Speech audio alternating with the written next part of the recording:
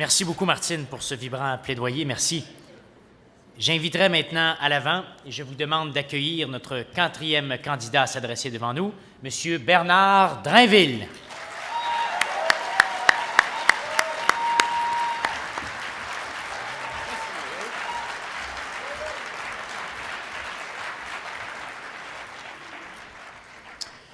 Bonjour tout le monde. Vous allez bien?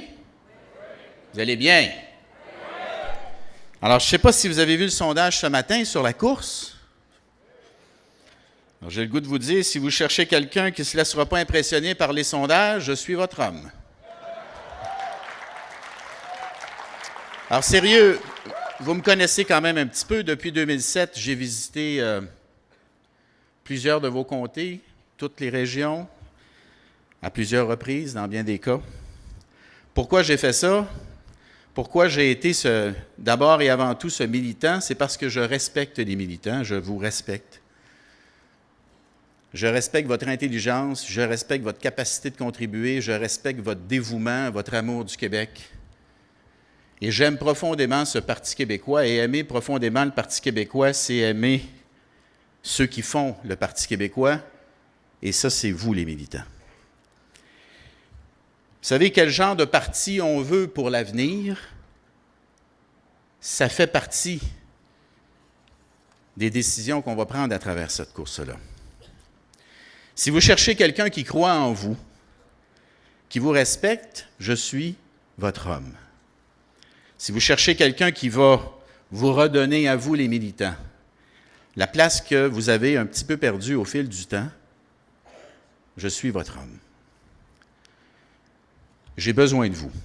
Je pense que le projet d'indépendance a besoin de vous, de tous et chacun d'entre vous.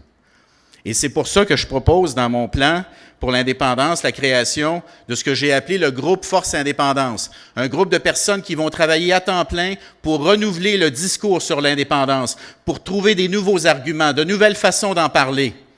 Et ce groupe Force Indépendance, ce groupe de personnes qui va travailler à temps plein, ça va devenir un peu le pivot d'une campagne permanente pour l'indépendance. Ça va devenir notre âme de conviction massive, le moyen par lequel on va recommencer à gagner le débat des idées. Il faut arrêter d'attendre les conditions gagnantes. Il faut les créer, les conditions gagnantes. Il faut les créer, les conditions gagnantes. Autour de la question fondamentale, province ou pays. C'est ça le choix devant lequel nous sommes confrontés comme société, comme nation, province ou pays. Et le groupe, justement, Force Indépendance, son travail, ça va être notamment d'être en lien avec vous, les militants, d'aller chercher vos bonnes idées, d'être le réceptacle de toutes les bonnes idées des militants, qu'on aille chercher nos meilleurs arguments auprès de vous, puis qu'on renouvelle le discours avec ça. Le groupe Force Indépendance, c'est un moyen. Ça s'inscrit dans un plan que j'ai mis de l'avant. Je vous le résume en quelques secondes. D'ici 2018, on travaille d'arrache-pied pour faire monter les appuis à l'indépendance. Si ces appuis sont suffisamment élevés en 2018 au moment de l'élection, on sera en mesure de s'engager à tenir un référendum dans le premier mandat. Mais si les appuis ne sont pas suffisants, à ce moment-là, il va falloir être clair avec les Québécois, ce qui nous a manqué cruellement à la dernière élection. Et dire aux Québécois, très bien, vous n'êtes pas encore là, on n'a pas encore suffisamment d'appui, on va prendre le premier mandat pour préparer l'indépendance. On va répondre à vos questions sur la péréquation, sur la dette, sur les frontières. Moi, je veux, et on va se servir des ressources de l'État pour le faire, moi, je veux que les prévisions économiques et financières d'un Québec indépendant soient validées par le ministère des Finances du Québec.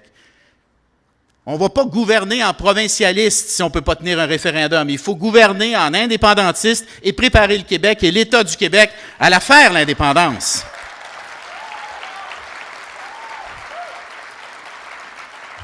Il me reste 1 minute. Je crois sincèrement qu'on est une coalition d'indépendantistes. C'est important. De tous les horizons. On ne peut pas faire l'indépendance juste avec les indépendantistes de gauche, ça prend tous les indépendantistes au Parti québécois, mais je pense qu'il faut conserver un programme social-démocrate qui s'appuie sur l'équilibre entre la justice sociale, le développement économique et de plus en plus l'environnement.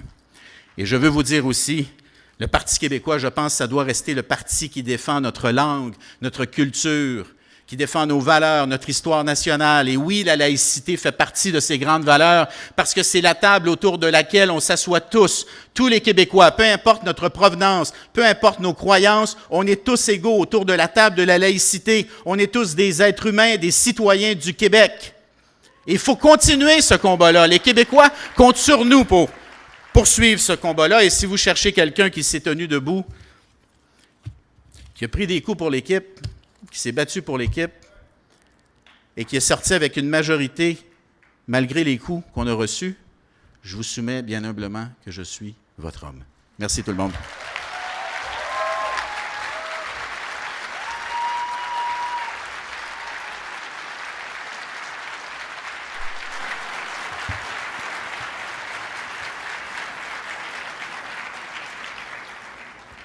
Merci beaucoup, Bernard, merci.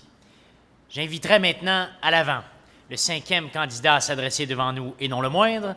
Accueillez, s'il vous plaît, M. Pierre-Carl Pellado.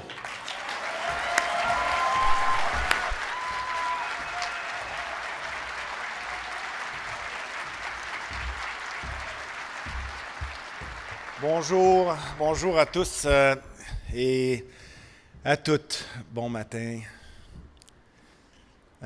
Stéphane Bédard nous disait tout à l'heure que le Parti québécois, c'est pas un parti comme les autres.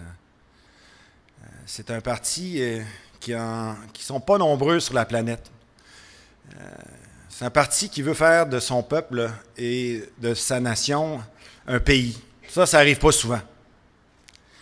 Et Léo aussi, tout à l'heure, mentionnait le travail de M. Léonard, de tous ceux et celles, à l'image de Jacques Léonard, qui se sont engagés à une époque où ce n'était pas évident, qui se sont engagés, eux aussi, pour faire du Québec un pays. Mais c'est également le sens de mon engagement. C'est pas une petite question. Et pour bien comprendre le choix de ma décision, effectivement, il faut avoir connaissance de mon parcours. Moi, j'ai passé 25 ans dans l'entreprise, 25 ans dans cette entreprise qui a été construite, édifiée, bâtie par un entrepreneur. Un homme, d'une certaine façon, d'une première génération qui était aussi accompagné en parallèle par des gestes forts à l'époque, notamment, plus particulièrement, celui posé par M. Lévesque, de dire que oui, nous, les francophones, nous sommes capables de contrôler notre destinée économique.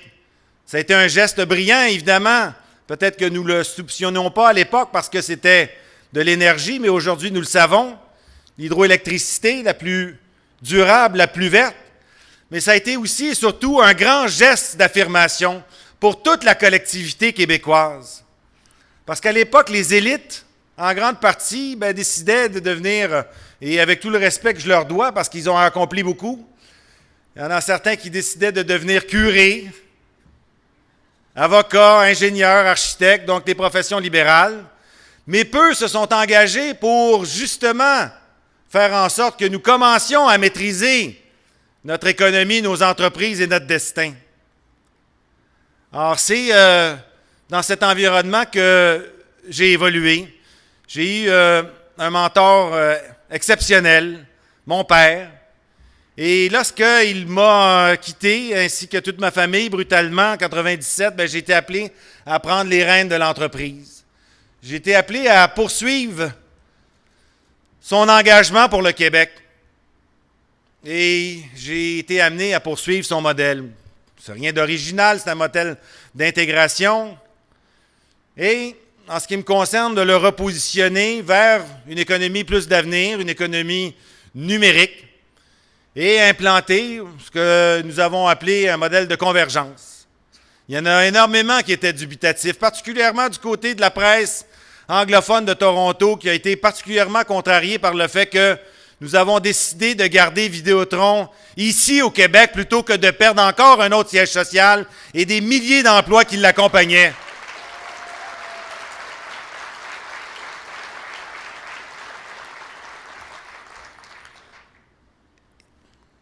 Je pense avoir réussi un virage parce qu'aujourd'hui, c'est une entreprise qui est fière. C'est une entreprise également qui s'est engagée résolument pour faire autre chose que simplement avoir une attention à l'égard de ses actionnaires, mais également à l'égard de la collectivité, de poursuivre sa mission caritative, de faire en sorte que ce ne soit pas uniquement l'État, mais également les entreprises qui pourvoient à cette générosité, à cette solidarité. Comme je dois un petit peu accélérer, simplement pour vous dire que moi, j'ai pris cette grande décision en mars. J'étais certainement pas... Tout le monde a été déçu du scrutin, mais nous sommes où nous sommes aujourd'hui.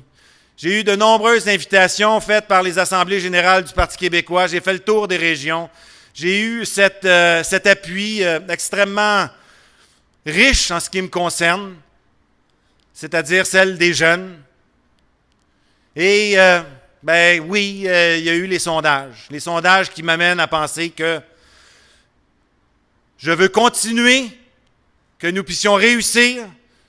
Je souhaiterais et je m'engage à gagner et je m'engage surtout et avant tout de faire du Québec un pays.